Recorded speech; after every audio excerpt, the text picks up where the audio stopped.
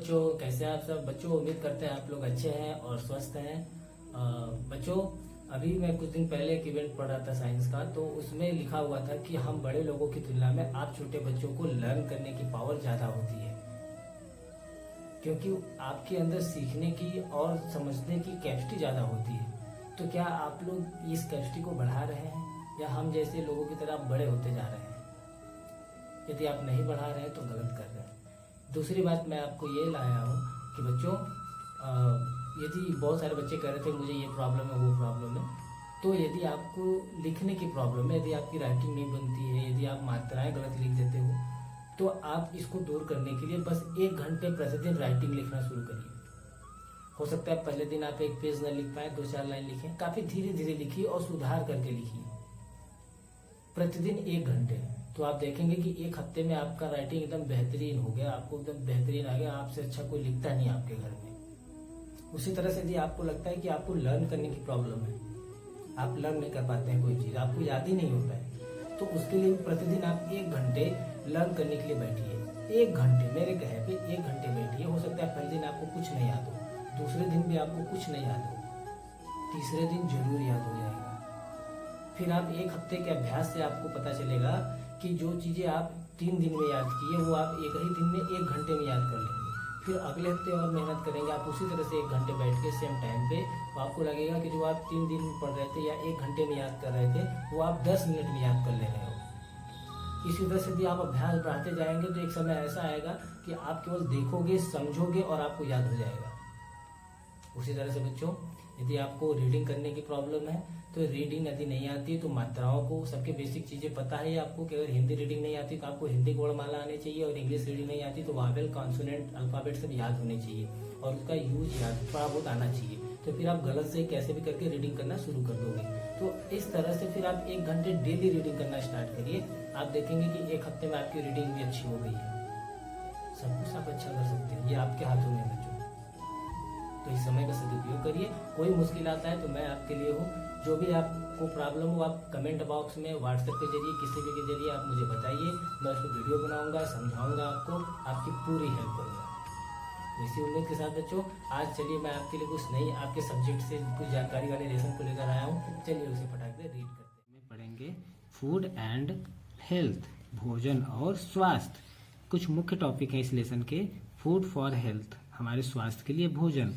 Second है exercise यानी अभ्यास। रेस्ट, हमें आराम भी जरूरी होता है। डायसिस, बीमारियां या रोग। तो चलिए पहले रीड कर लेते हैं। Food is important to stay alive and keeping healthy. बच्चों, भोजन हमें जीवित और स्वस्थ रखने के लिए महत्वपूर्ण होता है। We obtain our food from plants and animals. बच्चों, हम सभी अपना भोजन प्राप्त करते हैं पौधों से या जानवरों से। Hygiene is an essential components of healthy living, integral to achieving health and preventing disease. बच्चों, हाइजीन एक ऐसा एलिमेंट होता है, एक ऐसा कंपोनेंट होता है जरूरी, इसेंशियल मीन्स आवश्यक हमारे स्वास्थ्य के लिए, जिससे हम जीवन जीते हैं। इंटीग्रल अचीविंग हेल्थ, और अधिक से अधिक अपने ग्रोथ हेल्थ बना सकते हैं। और प्रिवेंटिंग डायसिस, और हमें गंभीर बीमारियों से या रोगों से बचाता है। Not just selecting the right food choice but also cooking and consuming them in hygiene way is equally important in preventing infectious diocese. बच्चों, केवल हमें सही प्रकार से भोजन का ही चुनाव नहीं करना चाहिए, बल्कि उसे सही प्रकार से पकाना और उसे हाइजीन में सही प्रकार से कन्वर्ट होना भी हमारे बहुत सारे गंभीर रोगों से बचने के लिए आवश्यक होता है। फूड फॉर हेल्थ, स्वास्थ्य के लिए भोजन। Food is the necessity for all living things. बच्चों, सभी जीविधारियों के लिए फूड या भोजन आवश्यक होता है। We need food to live, हमको जीने के लिए फूड आवश्यक है, जरूरत है। But a good and balanced food is needed for proper growth and development. लेकिन फूड तो हमारे हेल्थ के लिए आवश्यक है बच्चों, लेकिन हमें बैलेंस रूप से यानी ठीक प्रकार से हमारे शरीर में जिस चीज़ों की जितनी कमी है उसको उतनी ही मात्रा में लेके पूरा करना ही बैलेंस्ड फूड कहलाता है। उसे प्रॉपर तरीके से लेने से हमारा ग्रोथ और विकास, डेवलपमेंट दोनों होता है। Since you are at the growing stage, your body needs nutrients like carbohydrates, proteins, fat, vitamins, minerals and water. जरा सोचिए बच्चों कि आप लोग ग्रोइंग स्टेज पर हैं, आप लोगों का विकास हो रहा है, आपकी बॉडी ग्रोथ कर रही है। ऐसे में ग्रोथ करने वाली बॉडी को बहुत सारे न्यूट्रिएंट्स, पोषक तत्व आवश्यक होते हैं, जैसे कार्बोहाइड्रेट्स, प्रोटीन्स, फैट्स, विटामिन्स और मिनरल्स, खनिज लवण एंड वाटर और पानी। All these nutrients are present in milk and milk products, meat, vegetables, fruits and grain cereals। बच्चों ये सभी जो हमने पोषक तत्वों की बात की जो हमारे शरीर के लिए आवश्यक होते हैं, यह दूध में और दूध से बने सामान में और मीट में यानी मांस में, सब्जियों में, फलों में और दाल वाले अनाजों में भी मौजूद होते हैं। The food you eat is called diet. बच्चों जो हम भोजन खाते हैं उसे डाइट कहते हैं। When you eat food with all the nutrients, it is called a balanced diet।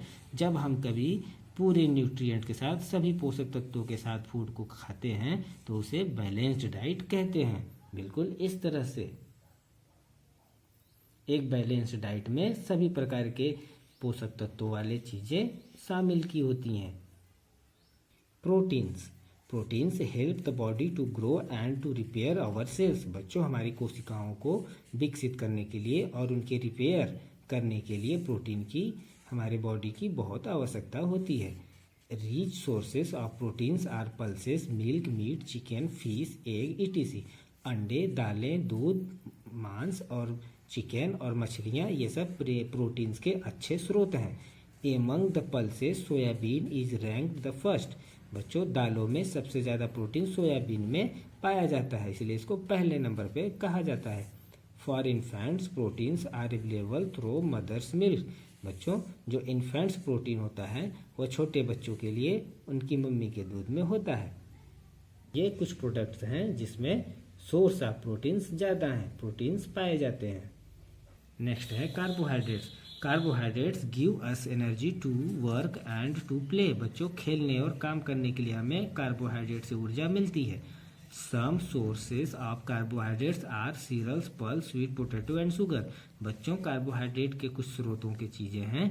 Serials यानी दालें, पल्सेस दालें, सीरियल्स अनाज वाले दालें, बीज वाले दालें और स्वीट पोटैटो मीठा आलू और शुगर यानी चीनी। Fats. Fat give us energy. बच्चों फैट से हमें ऊर्जा मिलती है। बटर, चीज, नट्स, घी, ऑयल ईटीसी इन सभी चीज़ों में हमें फैट मिलता है। But too much fat is harmful for us. बच्चों अधिक अगर फैट हमारे शरीर में इकट्ठा हो जाए तो हमारे लिए नुकसान का कारण बनता है। Vitamins. Vitamins protect our body from diseases and keep us healthy and strong. बच्चों विटामिन्स हमारे शरीर को बीमारियों से दूर रखते हैं और हमें स्वस्थ बनाए रखते हैं। There are nearly 15 kinds of vitamins which are needed by our body. बच्चों हमारे शरीर के लिए लगभग 15 यानी 15 प्रकार के विटामिन्स माने गए हैं जो हमारे शरीर के लिए आवश्यक होते हैं। A deficiency of excess of any particular vitamins में लीड टू डायसिस। बच्चों किसी भी 15 विटामिन में से किसी भी विटामिन की कमी से हमें रोग हो सकता है। The details of vitamins, their sources and their deficiency symptoms are given in the table below। बच्चों आपके इस बुक में थोड़ा सा नीचे टेबल दिया हुआ है। इसमें एक तरफ विटामिन्स के नाम दिए हुए हैं, दूसरी तरफ ये कहाँ पाए जाते हैं, सोर्स क्या है और इससे कौन सी इसकी कमी से हमें रोग होता है वह, और यह क्या कौन सा किस प्रकार का रोग होता है, इसके क्या सिम्टम्स होते हैं, पहचान होती है, वह इधर लिखा हुआ है। इसे आप लोग ठीक से रीड कर लीजिएगा। ओवर कुकिंग और डीप फ्राइंग में destroy some of the most important vitamins.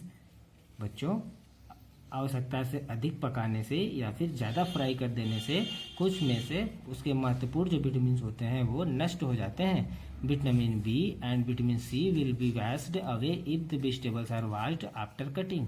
बच्चों विटामिन बी और विटामिन सी सब्जियों में से धुल जाती हैं यदि उनको हम कट करके धोते हैं तो। So wash the vegetables and then cut. इसलिए सब्जियों को पहले धुल लेना चाहिए, उसके बाद उसे कट करना चाहिए। Minerals help in the growth and development of the body. शरीर के विकास और विकसित होने के लिए हमें मिनरल्स की सहायता लेनी पड़ती है। They are required in very small quantities. बच्चों यह काफ़ी हमें छोटी मात्रा में इसकी ज़रूरत होती है। Fresh fruits, vegetables, whole grains, cereals, jaggery and milk are the good source of minerals. बच्चों ताज़े फल, सब्जियां और सभी प्रकार की अनाजें, बीज वाले अनाजें और गुड़ और या दूध, ये सभी मिनरल्स के अच्छे स्रोत होते हैं। Roughage, fibre called roughage. बच्चों रेशेदार वाले जो फूड होते हैं वो रफेज कहलाते हैं, फाइबर कहलाते हैं। Is the indigestible parts of our body. बच्चों यह हमारे बॉडी में अपचने वाला भाग होता है। It help the muscle to push our food through the our stomach and intestine. बच्चों यह जो फाइबर होता है रफेज, ये हमारे बॉडी में फूड को पुश करता है, धक्का देता है मसल्स की सहायता से। कहाँ पे? हमारे पेट में और आंतों में। It makes it easy for the body to throw the undigested food out of the body as waste. बच्चों यही फाइबर हमारी बॉडी में आसानी से उन सभी अपचे हुए फूड को हमारे शरीर से बाहर वेस्ट के रूप में निकालता है। Many vegetables and fruits are the good source of roughage such as grapes, mangoes, cucumber, cabbage and lady fingers। बच्चों अंगूर, आम और खीरा, गोभी और ये भिंडी, ये सभी वेजिटेबल्स और फ्रूट्स बहुत ही अच्छे स्रोत होते हैं फाइबर के। एक्सरसाइज। बच्चों muscles become weak and flabby if they are not used for a long time. बच्चों यदि मसल्स का उपयोग हम लंबे समय तक नहीं करेंगे तो वह कमजोर और फेवली यानी ढीले हो जाते हैं। Regular exercise helps to develop and tone up our muscles. बच्चों हमारे मसल्स को टोन अप यानी निखारने के लिए और उनके विकास के लिए हमें प्रतिदिन एक्सरसाइज करनी चाहिए। All of must to do physical exercise for our health and fitness. हम सभी लोगों को फिजिकल बॉडी यानी अपने बॉडी से कुछ एक्सरसाइज हेल्थ और फिटनेस के लिए करते रहना चाहिए। It benefits us in many ways. इससे हमें अनेक प्रकार के लाभ होते हैं। पहला क्या होता है? It increase blood flows to the muscles. बच्चों यह पूरे मसल्स में ब्लड के सर्कुलेशन को आसान कर देता है या बढ़ा देता है। Our joints become more flexible. और हमारे जो बॉडी में जॉइंट्स हैं, जोड़ हैं, वह काफ़ी फ्लेक्सिबल यानी लचीलेदार हो जाते हैं। Exercise gives our body a good posture and better appearance. बच्चों एक्सरसाइज करने से हमारी बॉडी एक अच्छे शेप में आ जाती है जिससे हम स्मार्ट दिखाई देने लगते हैं। It increases our heart beats and also improves our blood circulation. बच्चों एक्सरसाइज करने से हमारी धड़कनें, हृदय की धड़कनें इंक्रीज हो जाती हैं यानी वो मेंटेन हो जाती हैं। और आल्सो इम्प्रूव यानी और साथ ही साथ ब्लड सर्कुलेशन भी हृदय से अच्छा होने लगता है। Our brain gets extra supply of blood. और इस एक्सरसाइज करने से हमारे मस्तिष्क में एक्स्ट्रा सप्लाई ऑफ ब्लड यानी ब्लड की अच्छी मात्रा पहुंचती रहती है। So our nervous system is also benefited loss if we do not take proper exercise. बच्चों तो इसलिए से ब्लड जब हमारे सर्कुलेशन अच्छी हो जाती है तो हमारा नर्वस सिस्टम भी एकदम फिट हो जाता है। Exercise helps to tone and developed our muscles. Muscles become weak and loss if we do not take proper exercise. बच्चों एक्सरसाइज करने से हमारे मसल्स विकसित होते हैं और उनमें एक शेप आता है, टोन आता है, वो सुंदर दिखने लगते हैं। यदि हम एक्सरसाइज नहीं करेंगे तो हमारे मसल्स कमजोर हो जाएंगे और वो नष्ट हो जाएंगे। बच्चों ये है कुछ स्टेप एक्सरसाइज करने के। नेक्स्ट है rest. Proper rest and regular hours of sleep relaxes our muscles and give out our body the much needed rest. बच्चों ठीक प्रकार से हमें आराम और प्रतिदिन रेगुलर तरीके से नियमित समय से सोना चाहिए, क्योंकि ऐसा करने से हमारी बॉडी के मसल्स को रिलैक्स आराम मिलता है और हमारी पूरी बॉडी को जितना रेस्ट चाहिए होता है वह मिलता है। We feel fresh and ready to work again. और जब हमारे मसल्स रिलैक्स हो जाते हैं तो हम फ्रेश फील करते हैं और ताज़ा तरुण महसूस करते हैं खुद को, और फिर से काम करने के लिए तैयार हो जाते हैं। We can work more efficiently, और हम बहुत ही अच्छे तरीके से अच्छे ढंग से काम को कर पाते हैं। Sleep also gives time to the body for the growth and repair of body sales.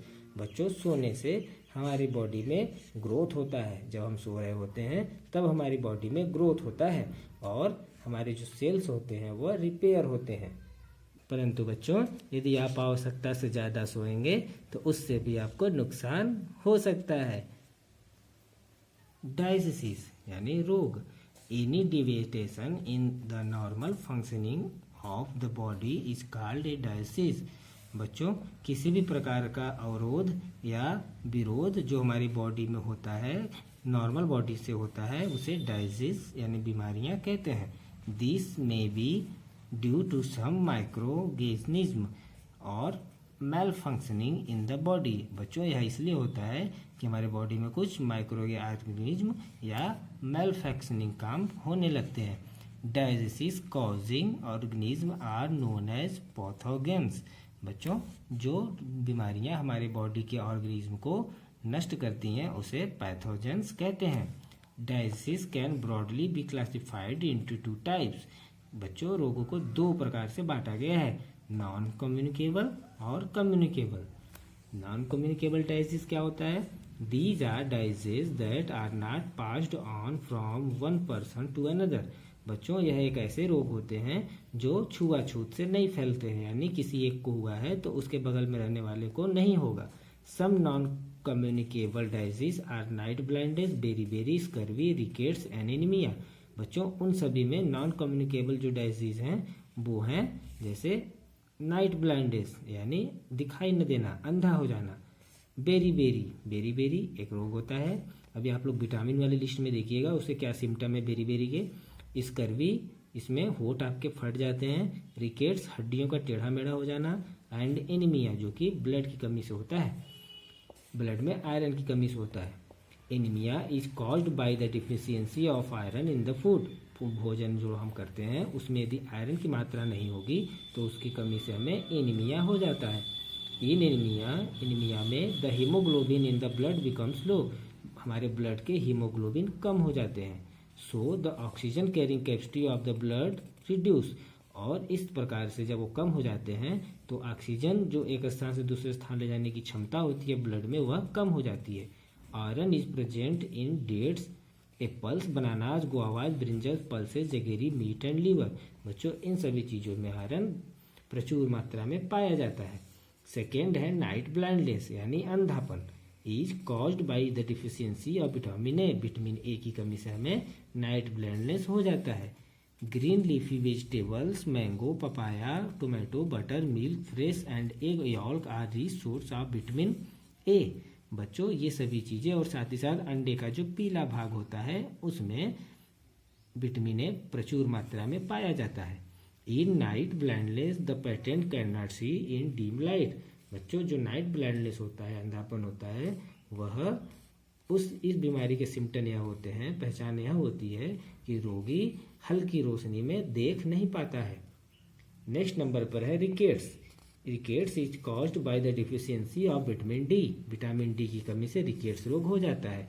In this disease the bones become soft. इसमें हड्डियां मुलायम हो जाती हैं।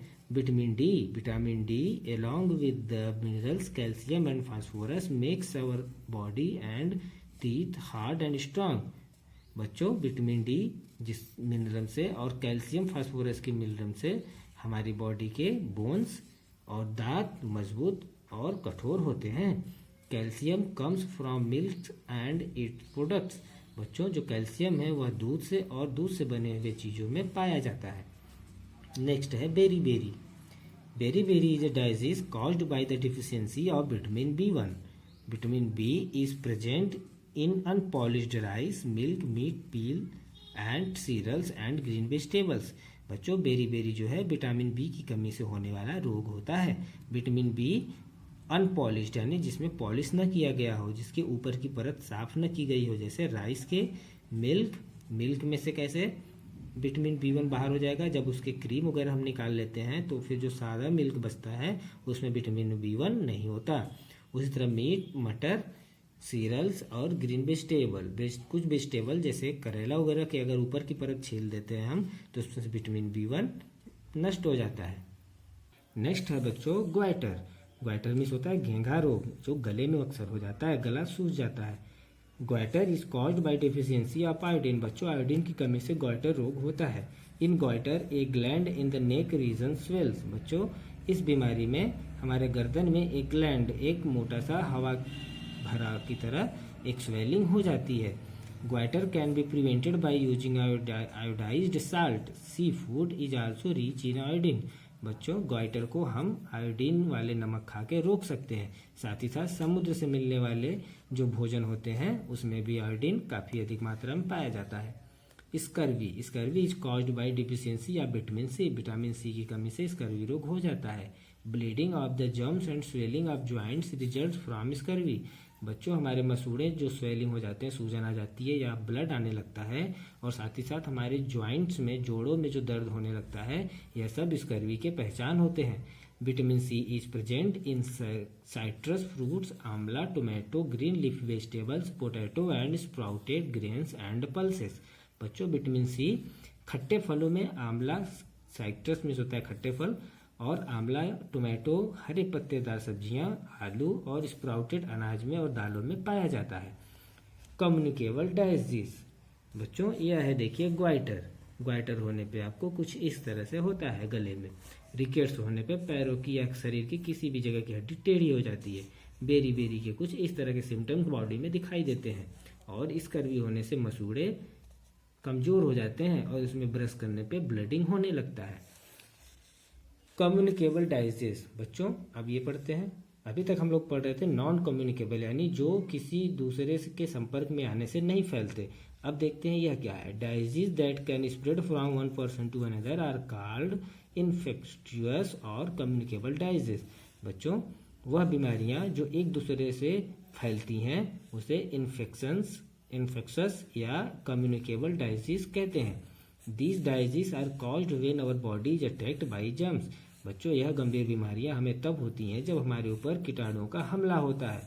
Germs are microorganisms that cause disease। बच्चों कीटाणु वह छोटे छोटे माइक्रोऑर्गेनिज्म होते हैं, जीवधारी होते हैं, जिनसे गंभीर बीमारियां होती हैं। Some communicable diseases are common cold, influenza, cholera, measles, chicken pox, jaundice, malaria, dengue, etc। बच्चों एक दूसरे से फैलने वाले जो कॉमन बीमारियां हैं जैसे सर्दी जुकाम, इन्फ्लुएंजा हो जाना, कॉलरा या मीजल्स या चिकन पॉक्स, बॉडी पे छोटे छोटे दाने निकल आना, जॉन्डिस या मलेरिया और डेंगू, ये सब एक दूसरे से फैलते हैं। A polio virus that lives in the throat and intestine tract can cause polio paralysis or even death. बच्चों एक पोलियो का कीटाणु होता है जो कि हमारे गलों में या आंतों में ट्रैक्ट करता है, और ऐसा करने से वह या तो हमें पोलियो का रोग दे सकता है या पूरी बॉडी को पैरालिसिस कर सकता है, यानी बेजान कर सकता है, या फिर हमारी मृत्यु भी करा सकता है। Spread of diseases. बच्चों बीमारियों का फैलाव कैसे होता है, बीमारियां कैसे फैलती हैं। Some of the ways in which this diseases spread are discusses below. कुछ ऐसे कंडीशन है बच्चों, स्थितियां हैं जिससे बीमारियां फैलती हैं। तो चलिए एक एक करके देखते हैं। Through contact with the infected person. किसी संक्रमित व्यक्ति के संपर्क में आने पर भी हमें बीमारियां होती हैं। जैसे कौन सी? Measles, chickenpox, chikungunya, ringworm, दाद, कॉमन कोल्ड, सामान्य सर्दी जुकाम इत्यादि। Spread through direct contact with a sick person. बच्चों एक बीमार व्यक्ति के संपर्क में आने से ये सारी बीमारियां फैलती हैं। कैसे? Bye touching the infected person, उस व्यक्ति को छूने से, और यूजिंग क्लोथ्स और other items used by the infected person, या फिर उस व्यक्ति के यूज किए गए किसी आइटम को, कपड़े को, साबुन को हम यूज कर लेंगे तो हमें भी उसके रोग हो जाएंगे। Through infected food and water. संक्रमित भोजन और पानी से भी हमें ये सब बीमारियां फैलती हैं। जैसे diseases like typhoid, cholera, diarrhoea, polio and jaundice. ये सब बच्चों हमें इन्फेक्टेड यानी संक्रमित भोजन और दूषित पानी पीने से होता है। Flies and cockroaches carry germs from sewers and contaminate our food and water. बच्चों, मक्खियाँ और काकरोच अपने साथ वायरस को लेकर इधर उधर घूमते हैं और हमारे भोजन और पानी में वो उसको गिरा देते हैं. Handling of food with dirty hands and lack of proper sanitation are the main causes of pollution of food and water. बच्चों, किसी भी भोजन को गंदे हाथों से पकड़ना और प्रॉपर तरीके से उसको हम साफ नहीं करते हैं, हाथ को सैनिटाइजेशन नहीं करते हैं, तो इस कारण से प्रदूषण के कारण भोजन और पानी से संबंधित बीमारियां हमें फैलती हैं. Milk from infected couch can also be source of infection. बच्चों, यदि कोई गाय संक्रमित है तो उसके द्वारा उसके दूध को यदि हम पिएंगे तो उससे भी हमें इन्फेक्शन हो जाता है. थ्रू द एयर, हवा के द्वारा भी कुछ बीमारियां फैलती हैं. जैसे अभी कोविड-19 एक दूसरे के संपर्क में आने से फैलता है. Germs that causes diseases like chickenpox, whooping cough, diphtheria and influenza and scarlet fever are present in the discharge form in nose and mouth of a patient. बच्चों, इस तरह की जो गंभीर बीमारियां हैं, इसके बैक्टीरिया इन्फ्लुएंजा जो है वह हमारे शरीर में उपस्थित होते हैं. कहाँ पे? नाक में और मुंह में. तो किसी संक्रमित व्यक्ति के नाक से या मुंह से निकलने वाली छींकों से हमें इस तरह के वायरसेस संपर्क में आने से हो जाते हैं. These diseases can spread through sneezing and coughing when germs are passed from one person to another through the air. तो जब कभी भी कोई ऐसा संक्रमित व्यक्ति हवा में छींकता है तो उसकी छींक में कीटाणु निकल आते हैं बाहर और आसपास हवा में घूमने लगते हैं और पास में यदि हम हैं तो हमें भी संक्रमण हो जाता है. थ्रू द इंसेक्ट्स, कीड़ों के द्वारा भी हमें कुछ बीमारियां होती हैं.